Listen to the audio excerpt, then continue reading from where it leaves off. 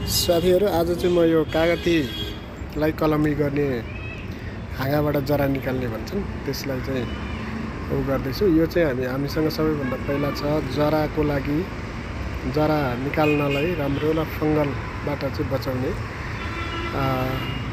यसलाई चाहिँ थोरै मैले चाहिँ माटोमा मिसाएर हालेको छु। त्यसपछि त्यो हाल्नुपर्छ, नहाल्दा पनि जरा आउँछ तर यो हाल्दा राम्रो। त्यसपछि यो हामीले ठिक्कको साइजको हाँगा लिने।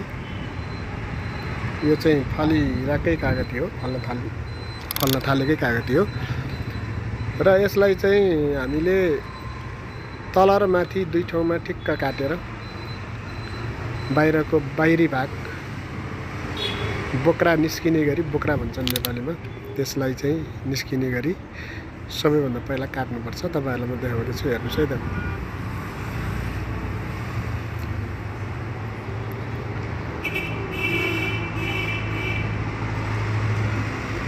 यसमा काँडा एकदम धेरै हुने भएकोले काँडाको पनि चाहिँ नि बिस्तारै जोगिएर गर्नुपर्ने हुन्छ र यसमा चाहिँ तपाईको हाँगाबाट जरा निकाल्दा छिटो फल्ने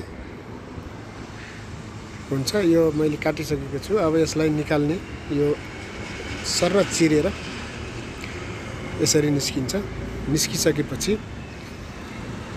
यसलाई चाहिँ हामीले, यसलाई बोक्रा हो यो। अब यो बोक्रा त हामीले निकाल्यौं, तर यसलाई यो भन्दा भित्र एउटा हरियो देखिने हल्का चिप्लो टाइपको एउटा एक लेयर हुन्छ। यो लेयरको लागि चाहिँ नि, यो लेयर यदि बस्यो भने फेरि यसले चाहिँ तलदेखि माथिसम्म बोक्राले जोड्ने काम गर्छ। यो लेयरले बोक्रालाई फेरि बोक्रा पलाउने काम गर्छ यो बेला चाहिँ। त्यसैले यसलाई चाहिँ मजाले खुर्केर सेतो हुने गरी हरियो भागलाई चाहिँ खुर्केर फ्याल्नुपर्छ। हेर्नु होला, म यसलाई खुर्केर देखाउँदैछु। यसरी खुर्किनुपर्छ। यसरी खुर्किसकेपछि यो हाँगा मजाले, हाँगाबाट जरा मजाले निस्किन्छ। र माटो लिँदैछु म, चिम्टाइलो माटो हो यो। माटो चाहिँ नि धेरै गिलो नि बनाउनु हुँदैन, ठिक्क बनाएर यो माटो लगाइदिनेछु। यसमा मैले अघि त्यो लगाएको औषधि तपाईहरुले हेर्न सक्नुहुन्छ। त्यो थोरै, एकदम थोरै, एक थोपा भन्छन्। अब डाइरेक्ट लगाउँदा नि हुन्छ। यो काटेको भागमा चाहिँ हामीले पानीमा अलिकति घोलेर डाइरेक्ट लगाउँदा नि हुन्छ। यसरी चाहिँ माटोले राम्रोसँग चप्प पारेर राखिदिने।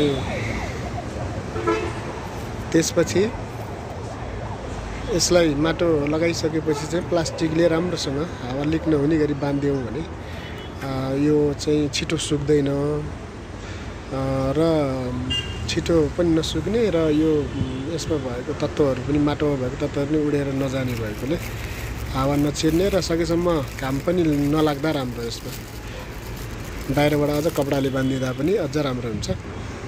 अब यसलाई यति गरिसकेपछि यो 30 देखि 40 दिनमा चाहिँ तपाईको मजाले योबाट वरिपरि जरा हालेर आउँछ। तलबाट यहाँबाट काट्छौँ हामी, यहाँबाट काटिसकेपछि अनि यो यत्रो चाहिँ नि यो रुख भयो। अब यसलाई गमलामा पछि हामीले, यो म नेक्स्ट भिडियो फेरि बनाउने छु। यसको लागि सब्स्क्राइब गरिदिनु होला।